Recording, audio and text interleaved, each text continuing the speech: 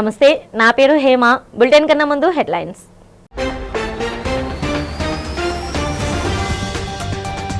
Steel plant ప్రమాద స్థలిని సందర్శించిన కేంద్ర ఉక్కు శాఖ మంత్రి హెచ్డి కుమారస్వామి. ఘటనపై విచారణకు బోకోర స్టీల్ ప్లాంట్ నుండి త్రిసభ్య కమిటీ వేస్తున్నట్లు వెల్లడి.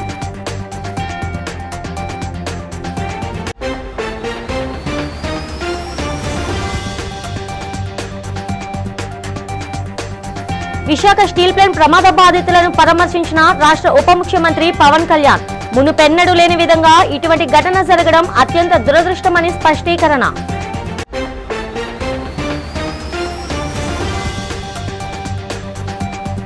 స్టీల్ ప్లాంట్ ఘటనలో మృతుల కుటుంబాలకు, గాయపడిన బాధితులకు ప్రభుత్వం అండగా ఉంటుందని భరోసా ఇచ్చిన రాష్ట్ర మంత్రి నారా లోకేష్. క్షతగాత్రులను, మృతుల కుటుంబాలను పరామర్శించిన లోకేష్.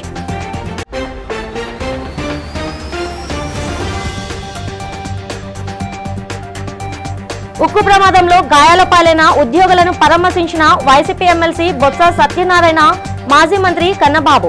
ఇది ముమ్మాటికి ప్రభుత్వ నిర్లక్ష్యమేనని విమర్శ. విశాఖ ఉక్కు కర్మాగారంలోని SMS-1 విభాగంలో జరిగిన ప్రమాద స్థలిని కేంద్ర ఉక్కు శాఖ మంత్రి హెచ్డి కుమారస్వామి సోమవారం అర్ధరాత్రి తర్వాత పరిశీలించారు. సంఘటన జరిగిన వెంటనే హుటాహుటిన విశాఖ చేరుకున్న ఆయన కేంద్ర మంత్రి రామ్మోహన్ నాయుడు, రాష్ట్ర హోంమంత్రి అనిత, ఎంపీ శ్రీ భరత్, పల్లా శ్రీనివాసరావులతో కలిసి పరిస్థితిని సమీక్షించి ప్రమాద వివరాలను, ఉద్యోగులను అడిగి తెలుసుకున్నారు. అనంతరం ఆయన మీడియాతో మాట్లాడారు.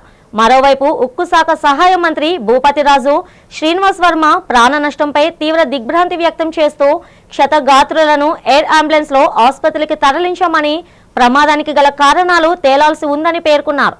బాధితుల కోసం స్టీల్ యాజమాన్యం భారీ పరిహారం ప్రకటించింది. మృతుల కుటుంబంలో ఒకరికి ఉద్యోగంతో పాటు 25 లక్షల ఎక్స్గ్రేషియా, తీవ్రంగా గాయపడిన వారికి 10 లక్షల పరిహారంతో పాటు ఉచిత వైద్య సౌకర్యం కల్పిస్తామని తెలిపారు. About the today's sorrowful incident in the RNL plant at 4:15 p.m. My heartfelt prayer to the God to give strength to their family members who have succumbed in this injury. My personal request to all our employees who are working here, don't be panicked. Sometimes this kind of unnaturally these things will happen sometimes. My personal request to all employees, be united, and whatever today's incident, panic in your mind, you please remove that panic. We are with you. Our main intention when we started this RNL again, the revival issue, whatever your demand was there, for that actually we have given. Visakha steel plant SMS-1 పేలుడు బాధితులను 7 hills KIMS హాస్పిటల్లో ఉప ముఖ్యమంత్రి పవన్ కళ్యాణ్ పరామర్శించారు. ఈ సందర్భంగా బాధితులతో మాట్లాడి సంఘటన వివరాలు అడిగి తెలుసుకున్నారు. అనంతరం స్టీల్ ప్లాంట్ ను సందర్శించారు. ఈ సందర్భంగా ఉప ముఖ్యమంత్రి పవన్ కళ్యాణ్ స్టీల్ ప్లాంట్ లో మీడియాతో మాట్లాడారు.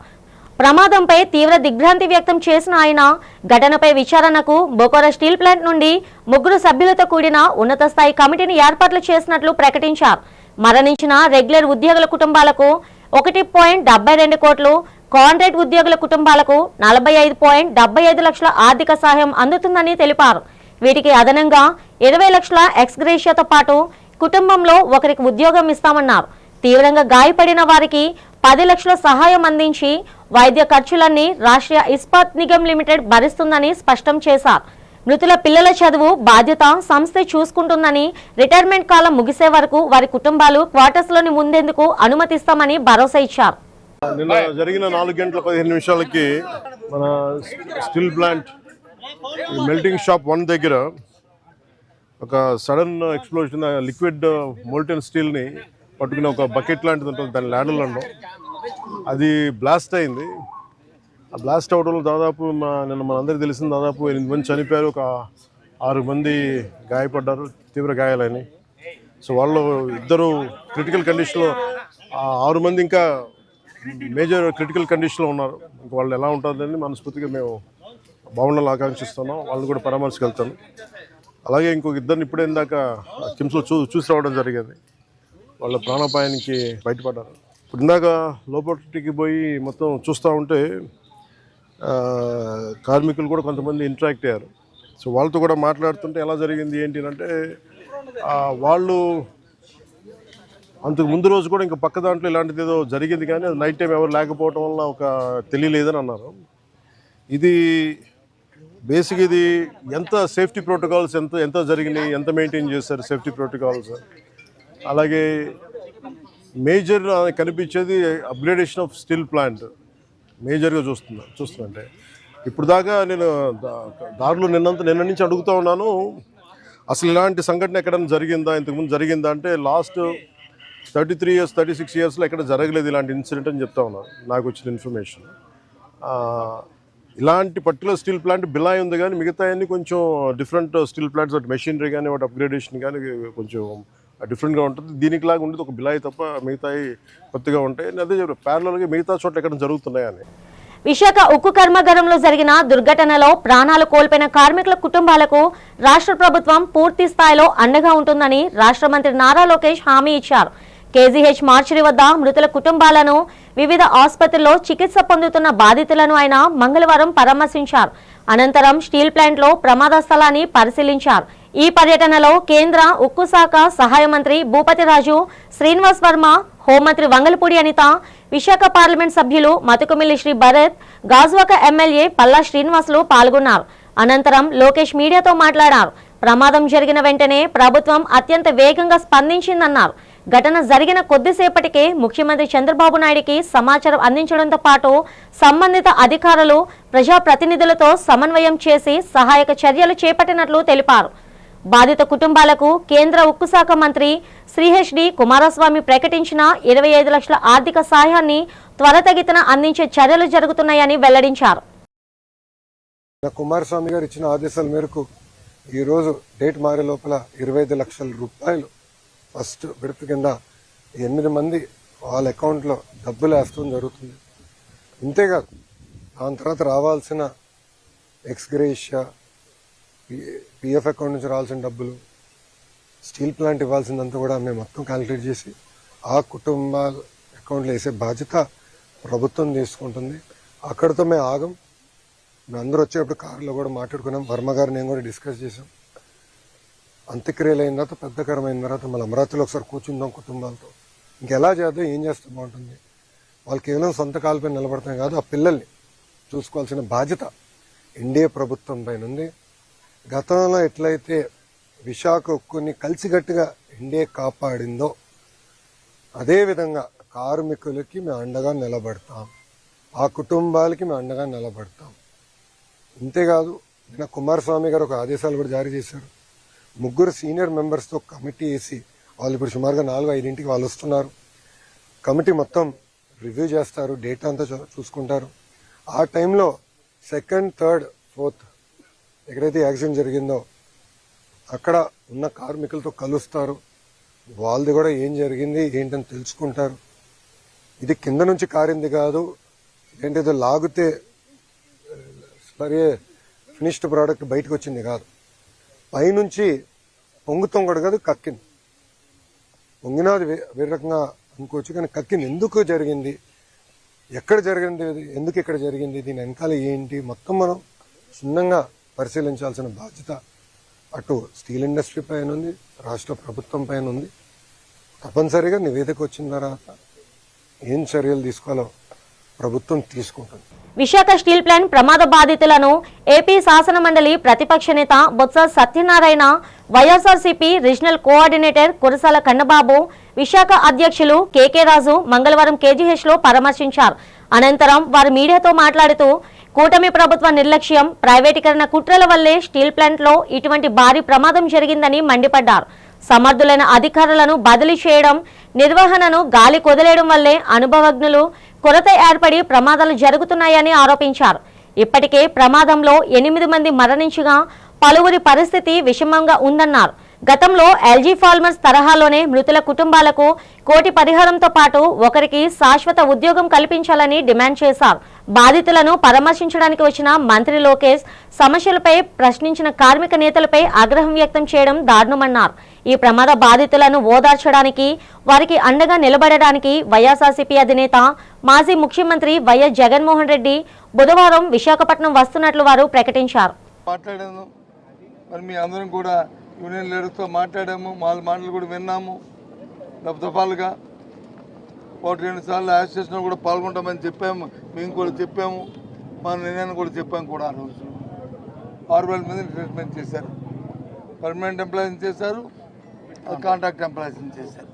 ట్రీట్మెంట్ ఎక్కువైపోతే చేయొచ్చు, కానీ కాస్ట్ కటింగ్ కోసం చేయడం అనేది తప్పు. ఊరికనే ఇదేమి ప్రైవేట్ ఫర్మ్ కాదు, పబ్లిక్ సెక్టర్. దానికి తోడు ఏదైతే పని చేస్తే పనికి తగ్గ వేతనం ఇస్తామనేది భారతదేశంలో ఏ కంపెనీలో కూడా లేదు. సెయిల్లో ఉన్న ఏ ఫ్యాక్టరీలో కూడా ఇలాంటి విధానం లేదు. ఒక్క విశాఖపట్నం ఉంది. ఏం చేస్తుంది రాష్ట్ర ప్రభుత్వం? కార్మికులు నష్టం వస్తే కార్మికులు శ్రేయస్సు గురించి ఆలోచించవలసిన బాధ్యత కానీ లేదా? ఎంతసేపు కూడా లేనిపోయిన పబ్లిసిటీ చేసి ప్రాణాలని పణంగా పెట్టుకుంటూ ప్రాణాలని తీసుకోవడం, వాళ్ళు ఏమైనా వచ్చి మాట్లాడితే వాళ్ళని ఎగ్జాల్ చేయడం, ఒక ఓటేసిన పాపానికి దురదృష్టానికి ఈ దురదృష్టం పడాలా? ఏదైనా వాళ్ళ స్ట్రీట్ ప్లాంట్లో జరిగిన సంఘటనని చాలా చింతిస్తున్నాం. మా నాయకుడు జగన్మోహన్ రెడ్డి గారు ఆయన తాలూ ప్రగాఢ అనుభూతి తెలియజేశారు. రేపు ప్రత్యక్షంగా ఆయన కూడా ఉన్న కిమ్స్ హాస్పిటల్లోను అలాగే సివిల్స్ హాస్పిటల్లో ఉన్న క్షతగాత్రులు కానీ చూడడానికి, ఆ కుటుంబ సభ్యుని కలవడానికి రేపు ఉదయం వారు కూడా వస్తున్నారు. ప్రత్యేకంగా వాళ్ళతో కూడా మాట్లాడతారు. యూనియన్ లీడర్స్ ఉంటే వాళ్ళతో కూడా కలిసి మాట్లాడతారు. మాట్లాడి రేపు వెళ్తున్న విషయాన్ని కూడా తమ ద్వారా మా కుటుంబ సభ్యులకు కూడా తెలియజేస్తాను. స్టీల్ ప్లాంట్ ప్రమాదంలో గాయపడిన 7 హిల్స్ హాస్పిటల్లో చికిత్స పొందుతున్న వారిని సిపిఎం రాష్ట్ర కార్యదర్శి వి శ్రీనివాసరావు పరామర్శించారు. అనంతరం ఆసుపత్రి ప్రాంగణంలో మీడియాతో మాట్లాడుతూ స్టీల్ ప్లాంట్లో జరిగిన ప్రమాదం పట్ల తీవ్ర దిగ్భ్రాంతిని వ్యక్తం చేశారు. ప్రమాదంలో మృతి చెందిన కార్మికుల కుటుంబాలకు ప్రగాఢ సానుభూతిని తెలిపారు. విశాఖ స్టీల్ ప్లాంట్లో జరిగిన ప్రమాదానికి కేంద్ర ప్రభుత్వమే పూర్తి బాధ్యత వహించాలన్నారు. కేంద్ర ప్రభుత్వ నిర్లక్ష్య వైఖరి కారణంగానే ప్రమాదం జరిగిందన్నారు. తప్పు పట్టిన మొరాయించిన యంత్రాలతోనే కార్మికులు పని చేస్తున్నారని తెలిపారు. ప్రమాదానికి కేంద్రం పూర్తి బాధ్యత వహిస్తూ బాధితుల కుటుంబాలను ఆదుకోవాలని డిమాండ్ చేశారు. కేవలం నష్టపరిహారం ఇచ్చి చేతులు దులుపుకోవడమే కాకుండా ఆ కుటుంబ సభ్యులకు స్టీల్ ప్లాంట్లో శాశ్వత ప్రతిపాదికన ఉపాధి అవకాశాలు కల్పించాలన్నారు. స్టీల్ ప్లాంట్లో అధునాతన మిషనరీని ఏర్పాటు చేయాలని కేంద్రాన్ని డిమాండ్ చేశారు. శ్రీనివాసరావు వెంట సిపిఎం నేతలు A V Nageswararao, K Lokanatham, doctor B Gangarao, M Jaggunaidu, R K S V Kumar తదితరులు పాల్గొన్నారు. కార్మికుల మీద విపరీతమైన ఒత్తిడి, ఉద్యోగుల మీద కార్మికుల మీద విపరీతమైన పని ఒత్తిడి పెంచి కావాలనే ఈ రకమైనటువంటి పరిస్థితికి ఈ ఫ్యాక్టరీని ప్రభుత్వం నెట్టింది. దాని దుష్ఫలితమే ఈ ప్రమాదం. ఇటీవల కాలంలో ఇంతమంది ఎప్పుడు కూడా చనిపోలేదు. అందుకని ప్రభుత్వం యొక్క స్పందన కూడా చనిపోయిన తర్వాత చాలా దారుణంగా ఉంది. యాజమాన్యం 25 లక్షలు వాళ్ళ కుటుంబాలకు సహాయం ప్రకటించింది. ప్రధానమంత్రి 2 లక్షలు భిక్ష వేసినట్టుగా ఒక మనిషికి ఇచ్చేటువంటి విలువ ప్రధానమంత్రి దృష్టిలో 2 లక్షల. ఇంతకుముందు అదే ప్రధానమంత్రి కాశ్మీర్లో జరిగిన ప్రమాదంలో చనిపోయినటువంటి వాళ్ళకి 10 లక్షలు ప్రకటించారు. వీళ్ళు కూడా సైనికులే, దేశ ఉత్పత్తి కోసం ప్రాణత్యాగం చేసిన దేశభక్తులు వీళ్ళు, దేశం కోసం ప్రాణాలు అర్పించిన కార్మికులు వీళ్ళు. ఉత్పత్తి పెంచకపోతే దేశం ఏమవుతుంది? కానీ ప్రధానమంత్రి తీరు చూస్తుంటే ఏదో దాన్ని రోజు చనిపోతుంటారు, అట్టాగే చనిపోయారనే ఒక చిన్న చూపు కార్మికుల పట్ల స్పష్టంగా కనిపిస్తున్నది. అవసరమైన కార్మికుల సంఖ్యని దాదాపు 5,000 మందికి పైగా కాంట్రాక్ట్ కార్మికుల్ని తొలగించింది. రెగ్యులర్ కార్మికుల్ని వీఆర్ఎస్ పేరిట ఇంటికి పంపింది. దీనివల్ల అవసరమైన సిబ్బంది లేకపోవడం కారణం. దీనికి పూర్తి బాధ్యత కేంద్ర ప్రభుత్వం వహించాల్సింది. రాష్ట్ర ప్రభుత్వం మేడే రోజున శ్రమకి గౌరవం అంటూ అడ్వర్టైజ్మెంట్లు ఇచ్చి ఘనంగా మీడియం జరపడం కాదు. మేము చెప్తా ఉన్నాం, డిప్యూటీ సీఎం లోకేష్ గారు వస్తున్నారట. ఈ ప్రాణాలకి బాధ్యత వహించాల్సింది వాళ్లే. యోగా జీవితంలో భాగం కావాలని గుంటూరు జిల్లా కలెక్టర్ సీఎం సాయికాంత్ వర్మ పిలుపునిచ్చారు. అంతర్జాతీయ యోగా దినోత్సవ వేడుకల్లో భాగంగా మంగళవారం ప్రఖ్యాత పర్యాటక కేంద్రమైన ఉండవల్లి గుహల వద్ద యోగా కార్యక్రమాన్ని నిర్వహించారు. యోగాలో జిల్లా కలెక్టర్ సీఎం సాయికాంత్ వర్మతో పాటు జాయింట్ కలెక్టర్ అశుతోష్ శ్రీవాస్తవ, ఇతర జిల్లా అధికారులు పాల్గొన్నారు. యోగా శిక్షకులు వివిధ యోగా ఆసనాలు వేయించారు. పాల్గొన్న అధికారులు, యువత, ప్రజలు అంతర్జాతీయ యోగా దినోత్సవంకు మేము సిద్ధమంటూ చక్కగా ఆసనాలు వేశారు. ఈ సందర్భంగా జిల్లా కలెక్టర్ మాట్లాడుతూ అంతర్జాతీయ యోగా దినోత్సవం జిల్లాలో ఆదర్శవంతంగా నిర్వహించాలని పిలుపునిచ్చారు. అన్ని వయసుల వారు ఇందులో పాల్గొనవచ్చని అన్నారు. తెలియజేసుకుంటున్నానండి. అయితే ఇందాక మన డాక్టర్ ప్రసన్న లక్ష్మి గారు మాట్లాడుతూ చాలా ఇంపార్టెంట్ పాయింట్ చెప్పారు. ఇప్పుడు మారుతున్న జీవన శైలిలో మన పూర్వీకులు, మన తల్లిదండ్రులు చూడనటువంటి ఆరోగ్య సమస్యలు ఈరోజు మనం అతి చిన్న వయసులోనే చూస్తున్నాం. దానికి ఎన్నో కారణాలు ఉన్నాయి. అయితే వాటి పరిష్కారం కూడా మన చేతిలోనే ఉందండి. ఈ ఉదాహరణకి యోగా అనేది మన దేశంలో నుంచి పుట్టి ఈరోజు ప్రపంచం అందరూ కూడా దీన్ని మెచ్చుకొని ఫాలో అయ్యే స్థితికి ఎదిగినటువంటి ఒక very very balanced and very powerful and impactful exercise regiment.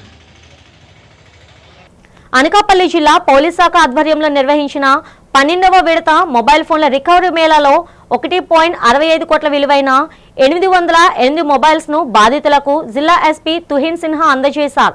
జిల్లా చరిత్రలోనే ఇంత పెద్ద మొత్తంలో ఒకేసారి ఫోన్లను స్వాధీనం చేసుకోవడం ఇదే ప్రథమం.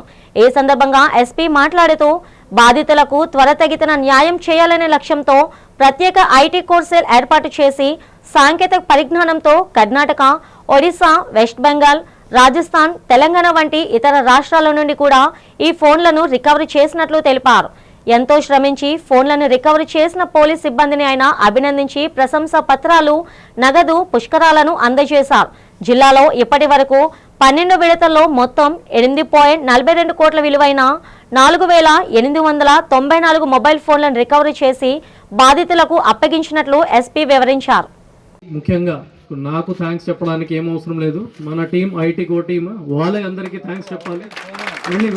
ఇక్కడ ఫోన్ పోయిన తర్వాత ఇది మనకి దొరకరు, పోలీస్కి చెప్పడానికి ఏం అవసరం లేదు, వాళ్ళు ఏం చేయరు.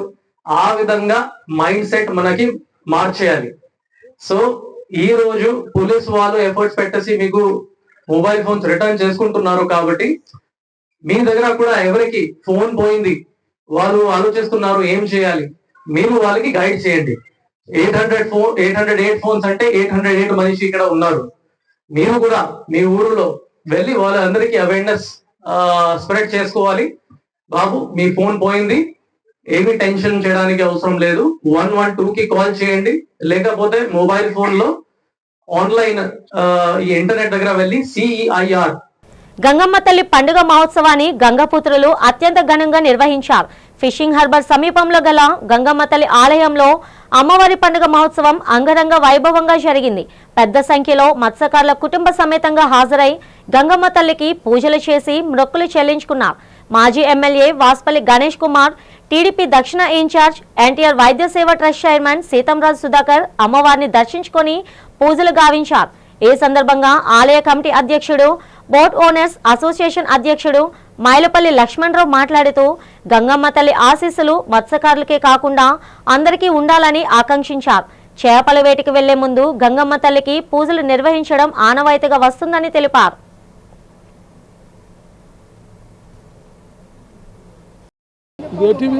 నా పేరు మైలపల్లి లక్ష్మణరావు, ఏపీ మెకనైట్ అసోసియేషన్ అధ్యక్షులండి. మరి ఈ గంగమ్మ తల్లి పండగ ఈరోజు ప్రారంభమైంది. ప్రతి సంవత్సరం కూడా మరి జూన్ 15వ తేదీ ముందు ఏ మంగళవారం అయితే పడుతుందో ఆ మంగళవారం పండగ చేయడం ఆనవాయితీ. ఈ గంగమ్మ తల్లి పండగ ఫిషింగ్ హార్బర్కే పరిమితి కాదండి, ఉత్తరాంధ్ర మొత్తం కూడా ఇలవేలుపు చల్లని తల్లి. మరి ఆ తల్లికి పసుపు కుంకుమలు సమర్పించి మరి మొక్కులు చెల్లించుకొని మేము ఆట సాగిస్తాము. అందుకనే ఈరోజు భక్తి శ్రద్ధలతో మరి పుర ప్రజలందరూ కూడా విచ్చేసి ఆ తల్లికి పూజలు చేస్తున్నారు. తెల్లవారు 6:30 గంటల నుంచి ఇప్పటి వరకు కూడా జనసందోహంకి మరి కోలాటంగా వస్తున్నారు, దర్శనం చేసుకుంటున్నారు. ఏదేమైనా సరే ఈ సందర్భంగా మా అందరికీ మన తల్లి చల్లగా చూస్తుందని ఒక ప్రధానమైన ఆశ. ఇటీవల విడుదలైన పెద్ది సినిమాలో ఆదివాసులను కించపరిచేలా తీవ్రమైన పదజాలం ఉపయోగించారని గిరిజన నాయకులు ఆగ్రహం వ్యక్తం చేస్తున్నారు.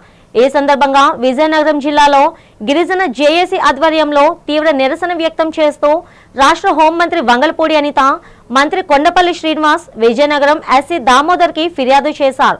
అనంతరం గిరిజన సంఘం నాయకులు మాట్లాడుతూ సినిమా ప్రారంభం నుండి ముగింపు వరకు కొండ అనే పదాన్ని దూషణగా వాడుతూ తమ సామాజిక వర్గాన్ని అంటరాని వారిగా చిత్రీకరించారని వారు ఆవేదన వ్యక్తం చేశారు. రాజ్యాంగం ప్రకారం ఇలాంటి పదజాలం వాడటం చట్టరీత్యా నేరమని, అట్రాసిటీ కేసుల పరిధిలోకి వస్తుందని గుర్తు చేశారు. గిరిజనుల మనోభావాలను దెబ్బతీసిన ఈ చిత్ర దర్శకుడిపై, రచయితపై మరియు ఆదివాసులను కించపరిచే పదాలను తొలగించకుండా అనుమతించిన సెన్సార్ బోర్డు పైన తక్షణమే అట్రాసిటీ కేసులు నమోదు చేయాలని జిల్లా కలెక్టర్, ఎస్పీలను గిరిజన జేఏసీ తరపున డిమాండ్ చేశారు. గిరిజన జేఏసీ ఆధ్వర్యంలో జిల్లా కలెక్టర్ గారికి, జిల్లా ఎస్పీ గారికి పెద్ది సినిమాలో ఏదైతే ఆదివాసులు కించపరిచే పదాలు ఉన్నావో 4వ తారీఖున రిలీజ్ అయిన సినిమా ఈ రోజు వరకు తొలగించుకున్న అసహ్యపూరితంగా మాటలు, ఏదో సెన్సార్ బోర్డు వారు చూసి చూడనట్టు 1-2 పదాలు కాదు, ఇది ఉద్దేశపూర్వకంగా ఆదివాసులు కించపరిచేలాగా సినిమా మొదలైన దగ్గర నుండి కూడా చివరి వరకు కూడా పదుల సంఖ్యలో కుల అహంకారంతో కులం దూషిస్తూ యాక్చువల్గా చెప్పండి పదం మేము వాడలేము. కొండల ఎండి కొడక, కొండనా కొడక, కొండల ఎంజా కొడక, రెండోది కొండ అని చెప్పి పదాలని ఇవి రాజ్యాంగ పదంలోనే ఈ పదాలు మనం వాడకూడదని చెప్పి భారత రాజ్యాంగంలోనూ అట్రాసిటీ కేసులో కూడా ఈ కొండను వరుడినట్టయితే అట్రాసిటీ కేసు నమోదవుతాయి. అలాంటి వరుణ్ణి ఈ సినిమాలో మొదటి నుండి లాస్ట్ వరకు ఎందుకు పెట్టారనేది మాకు అర్థం కావట్లేదు. గంగమ్మ తల్లి పండుగ మహోత్సవాన్ని ప్రతి ఏటా మాదిరిగానే ఈ ఏడాది గంగపుత్రులు అత్యంత ఘనంగా నిర్వహించారు. ఫిషింగ్ హార్బర్ సమీపంలో గల గంగమ్మ తల్లి ఆలయంలో అమ్మవారి పండుగ మహోత్సవం అంగరంగ వైభవంగా జరిగింది. ఈ మహోత్సవానికి పెద్ద సంఖ్యలో మత్స్యకారుల కుటుంబ సమేతంగా హాజరు కావడంతో వారికి దాహార్తిని తీర్చేందుకు 37వ వార్డు జనసేన అధ్యక్షుడు గరికిన రవి ఆధ్వర్యంలో మజ్జిగ వితరణ కార్యక్రమం చేపట్టారు. ఈ సందర్భంగా రవి మాట్లాడుతూ భక్తి శ్రద్ధల నడుమ గంగమ్మ తల్లికి పూజలు చేసి మొక్కులు చెల్లించుకున్నారని చెప్పారు. గంగమ్మ తల్లి ఆశీస్సులు ప్రజలందరికీ ఎల్లవేళలా ఉండాలని ఆకాంక్షించారు. ఫిషింగ్ హార్బర్లో శ్రీ శ్రీ శ్రీ గంగమ్మ తల్లి మహోత్సవ కార్యక్రమం ఘనంగా జరుగుతున్నది. ఈ కార్యక్రమము ముఖ్య ఉద్దేశం ఏంటంటే మత్స్యకారులు 2 నెలల పాటు వేట నిషేధ కాలంలో ఇంటి దగ్గర ఉండి మళ్ళీ వేటకు వెళ్లే ముందు అమ్మవారిని దర్శించుకొని మొక్కులు చెల్లించుకొని వేటకు బయలుదేరుతారు. వేటకు వెళ్ళేటప్పుడు అక్కడ ఎటువంటి నష్టం జరగకుండా అలానే ఆర్థికంగా లాభాల బాటలో రావాలనే ఉద్దేశంతో అమ్మవారిని వేడుకుంటూ కుటుంబ సభ్యులందరూ ఇచ్చేసి అమ్మవారిని వేడుకొని అమ్మవారి యొక్క కృపనికి నోచుకొని వెంటనే ఇక్కడ నుంచి రేపు రాత్రికి బయలుదేరడం జరుగుతుందండి. అలానే ఇక్కడ విశాఖ దక్షిణ నియోజకవర్గం శాసనసభ్యులు శ్రీ వంశీకుల శ్రీనివాసరావు గారి ఆదేశాల మేరకు అలాగే జనసేన నాయకులు, కూటమి నాయకులు అందరి కలయికతో ఇక్కడ ప్రసాద కార్యక్రమం కూడా, పంపిణీ కార్యక్రమం కూడా ఏర్పాటు చేయడం జరిగినది. అలాగనే ప్రతి ఒక్కరు కూడా భక్తులందరూ విచ్చేసి ఈ యొక్క కార్యక్రమంలో ప్రసాదం స్వీకరించి అలాగే మజ్జిగని తీసుకొని ఆనందకరంగా ఈ పండుగను ఉత్సాహంగా జరుపుకున్నారు. అలానే ఈ యొక్క పండుగని స్టీల్ ప్లాంట్ ప్రమాదంలో మృతి చెందిన కార్మికుల కుటుంబాలకు ₹1 కోటి చొప్పున నష్టపరిహారం చెల్లించాలని వైసీపీ సీనియర్ నేత, రాజ్యసభ సభ్యులు గొల్ల బాబురావు డిమాండ్ చేశారు. నగరంలోని 7 హిల్స్ హాస్పిటల్లో స్టీల్ ప్లాంట్ ప్రమాదంలో గాయపడిన బాధితులను పరామర్శించారు. ఈ సందర్భంగా బాబురావు మాట్లాడుతూ కేవలం ₹25 లక్షల నష్టపరిహారం ప్రకటించడంపై అభ్యంతరం వ్యక్తం చేశారు. నగరంలోని ఎల్జీ ఫార్మర్స్ నుండి లీకైన గ్యాస్ బాధితులకు ఇచ్చినట్లుగా ₹1 కోటి ఇవ్వాలని డిమాండ్ చేశారు. స్టీల్ ప్లాంట్ ప్రమాదం పట్ల తీవ్ర విచారం వ్యక్తం చేశారు. కేంద్ర ప్రభుత్వం స్టీల్ ప్లాంట్ పట్ల అనుసరిస్తున్న నిర్లక్ష్య వైఖరి కారణంగానే ప్రమాదం జరిగిందన్నారు. ప్లాంట్లో ఉన్న యంత్రం సామాగ్రిని ఆధునీకరించకుండా పాత సామాగ్రితోనే ఉత్పత్తి కొనసాగించడాన్ని బాబురావు తప్పుపట్టారు. భవిష్యత్తులో ఇలాంటి ఘటనలు ఇవ్వడం కాకుండా ప్లాంట్ యాజమాన్యం పటిష్టమైన చర్యలు తీసుకోవాలని డిమాండ్ చేశారు. ఎంపీ బాబురావు వెంట వైసీపీ సీనియర్ నేతలు ఉన్నారు. నిన్న సాయంత్రం జరిగినటువంటి విశాఖ స్టీల్ ప్లాంట్లో దుర్ఘటన నిజంగా చాలా విషాదకరం, చాలా బాధాకరం. నేను మొట్టమొదటి నుంచి కూడా ఒక మెంబర్ ఆఫ్ పార్లమెంట్ రాజ్యసభలో 3 సార్లు నేను లేవనెత్తాను. విశాఖ స్టీల్ ప్లాంట్ని వీళ్ళు నిర్వీర్యం చేస్తున్నారు, ప్రైవేటైజ్ చేసేటువంటి ఆలోచనలో ఉన్నారని చెప్పి ఎన్నోసార్లు మాట్లాడుతున్నాను. పార్లమెంట్లో మాట్లాడాను, బయట మాట్లాడాను. ఇంతవరకు కూడా సేవ కుట్టినట్టు కూడా లేదు. కేవలం పిల్లికి భిక్ష వేస్తున్నట్టు 11,000 కోట్ల రూపాయలు ఇచ్చి అప్పులు తీర్చుకునేటువంటి పద్ధతి వాళ్ళు చేస్తున్నారు. ఈ సందర్భంగా నేను కేంద్ర రాష్ట్ర ప్రభుత్వాలకి ఒకే విజ్ఞప్తి చేస్తున్నాను. మా వైఎస్ఆర్ పార్టీ తరఫున మళ్ళీ పార్లమెంట్లో కాలింగ్ అటెన్షన్ మోషన్ ఇస్తాం. దీని మీద ఎట్టి పరిస్థితుల్లో పోరాటం చేస్తాం. విశాఖ ఫిషింగ్ హార్బర్లో గంగమ్మ తల్లి పండుగను మత్స్యకారులు భక్తి శ్రద్ధలతో నిర్వహించారు. వేటకాల నిషేధం పూర్తయి మళ్లీ చేపల వేటకు సిద్ధమవుతున్న తరుణంలో గంగమ్మ తల్లికి మొక్కులు చెల్లించుకున్నారు. మాజీ ఎమ్మెల్యే వాస్పల్లి గణేష్ కుమార్, అసోసియేషన్ మాజీ అధ్యక్షులు వాస్పల్లి జానకిరాములు ప్రత్యేక పూజలు చేశారు. వేలాది మంది గంగపుత్రుడు గంగమ్మ తల్లికి మొక్కులు చెల్లించుకున్నారు. ఉత్తరాంధ్ర మత్స్యకారుల అభివృద్ధి సంక్షేమ సేవా సంఘం ఆధ్వర్యంలో పెద్ద ఎత్తున ప్రసాద వితరణ చేపట్టారు. సుమారు 6,000 మంది భక్తులకు ప్రసాద వితరణ, మజ్జిగను పంపిణీ చేశారు. ప్రతి ఏటా గంగమ్మ తల్లి పండుగను భక్తి శ్రద్ధలతో ఆచరిస్తామని సంఘం అధ్యక్షులు సిహెచ్ భాస్కర్ రావు, కార్యదర్శి చొక్కా అప్పారావు, ఉపాధ్యక్షులు చల్లపల్లి సత్యరాజు, కోశాధికారి కర్రి ఎర్రయ్య తెలిపారు. ఆ గంగమ్మ తల్లి చల్లగా చూడాలని ప్రతి ఏటా ఈ పండుగను నిర్వహిస్తామని తెలిపారు. వేలాది మంది భక్తులకు పెద్ద ఎత్తున ప్రసాద వితరణ చేపట్టామని తెలిపారు. సముద్రాన్ని నమ్ముకొని బ్రతుకుతున్న తమకు ఏ కష్టం రాకుండా చల్లగా చూడాలని గంగమ్మ తల్లిని మొక్కులు చెల్లించుకున్నామని తెలిపారు. కార్యక్రమంలో అసోసియేషన్ నాయకులు పెద్ద ఎత్తున గంగపుత్రులు పాల్గొన్నారు. ఉత్తరాంధ్ర మత్స్యకారుల అభివృద్ధి సంక్షేమ సేవా సంఘం నుంచి కేసరి ఎర్రయ్య గారు మాట్లాడుతున్నారు బాబు. అలాగే ప్రతి సంవత్సరం కూడా మనకు బోట్లు 2 నెలలు ఆఫ్ చేసేస్తారు కాబట్టి ఆ బోట్లు వెళ్ళే ముందు గంగమ్మ తల్లి పండగ చేసుకొని వేటకెళ్తాయి. ఆ వేటకి వెళ్ళిన తర్వాత బోట్లకి ఏ ప్రమాదం జరగకుండా బోట్లు అలాగే వేట బాగున్నట్టుగా చేసి ఆ గంగమ్మ తల్లి చక్కగా తీసుకొస్తుంది. ఆ తీసుకొచ్చిన తర్వాత ఇక్కడ వ్యాపారస్తులు అందరూ బాగుండాలా, బోట్ యజమానులు బాగుండాలా, అలాగే జట్టీలో ఫిషింగ్ హార్బర్లో ఇండస్ట్రియల్ కంపెనీలు నడిపిన వాళ్ళంతా కూడా చాలా బాగుండాలా. ఆ విధంగా గంగమ్మ తల్లి మాకు సహకరిస్తుంది కాబట్టి అన్ని ఈరోజు 5,000 నుంచి 6,000 జనాభాకి మన చక్కెర పొంగలి, కాబోలి శనగ, ఉల్లి సమోసా, అలాగే మన విశాఖ డైరీ మజ్జిగ పంపిణీ, పులియారు పంపిణీ కార్యక్రమం ఉంది బాబు. ఇదనమాట అది. Andhra premier league APL season 5 నిర్వహణకు రంగం సిద్ధమైందని APL governing council chairman Sujay Krishna Rangarao వెల్లడించారు. ఈ సందర్భంగా పీఎం స్టేడియంలో ఆయన మీడియాతో మాట్లాడారు. ఈసారి లీగ్ మ్యాచ్లను తొలిసారిగా 3 వేదికల్లో నిర్వహించనుమన్నారు. జూలై 9 నుండి 14 వరకు విశాఖపట్నంలో, 17 నుండి 21 వరకు కడపలో, 24 నుండి 30 వరకు మంగళగిరిలో ఈ మ్యాచ్లు జరగనున్నాయని తెలిపారు. టోర్నీ నిర్వహణ కోసం కోట్ల రూపాయలతో క్రీడా వసతులను అభివృద్ధి చేశామని, మంగళగిరి ఏసీఏ స్టేడియం అభివృద్ధికి 50 కోట్ల వ్యయం చేసినట్లు ఆయన పేర్కొన్నారు. ఈ లీగ్ ప్రారంభోత్సవ కార్యక్రమానికి ముఖ్య అతిథిగా కేంద్ర మంత్రి కింజరాపు రామ్మోహన్ నాయుడు హాజరు కానున్నట్లు వెల్లడించారు. పెద్ద ఎత్తున సీజన్ 4 నిర్వహించడానికి మీరందరూ కూడా సహకరించారు. సీజన్ 5 కూడా అదేవిధంగా మీ నుంచి సహకారం రావాలని మనస్ఫూర్తిగా మీ అందరినీ కూడా కోరుకుంటున్నాను.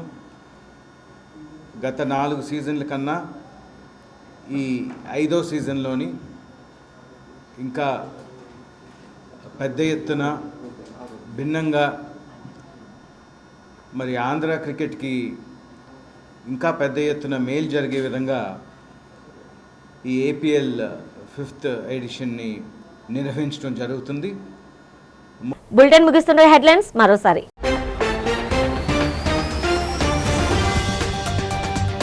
స్టీల్ ప్లాంట్ ప్రమాద స్థలిని సందర్శించిన కేంద్ర ఉక్కు శాఖ మంత్రి హెచ్డి కుమారస్వామి. ఘటనపై విచారణకు బోకోర స్టీల్ ప్లాంట్ నుండి 3 సభ్య కమిటీ వేస్తున్నట్లు వెల్లడి.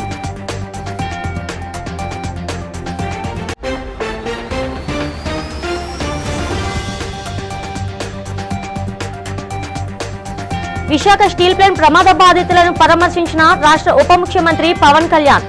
మునుపెన్నడూ లేని విధంగా ఇటువంటి ఘటన జరగడం అత్యంత దురదృష్టమని స్పష్టీకరణ.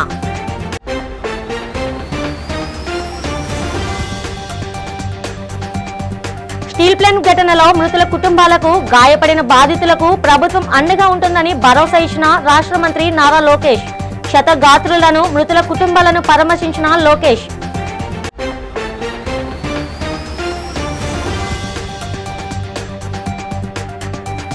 ఉక్కు ప్రమాదంలో గాయాల పాలైన ఉద్యోగులను పరామర్శించిన వైసీపీ ఎమ్మెల్సీ బొత్స సత్యనారాయణ, మాజీ మంత్రి కన్నబాబు. ఇది ముమ్మాటికి ప్రభుత్వ నిర్లక్ష్యమేనని విమర్శ. ఈనాటి బులెటిన్ ఇంతటితో సమాప్తం. తిరిగి రేపటి బులెటిన్లో కలుసుకుందాం. అంతవరకు సెలవు. నమస్తే.